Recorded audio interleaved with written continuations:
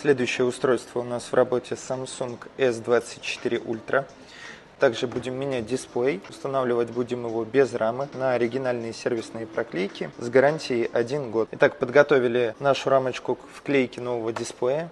Нанесли новую проклейку оригинальную. Также подготовили сам дисплей. Осталось нанести полиуретан сверху и снизу и спрессовать дисплей под горячим прессом. Так, достали телефон из пресса. Уже подготовили проклейку для склеивания задней крышки. Осталось убрать всю пыль с камер, склеить крышку, полностью протестировать и выдать аппарат. Финальный результат: преддисплей в идеальном состоянии, установлен на заводскую высоту, полностью протестирован и отправляется к своему владельцу.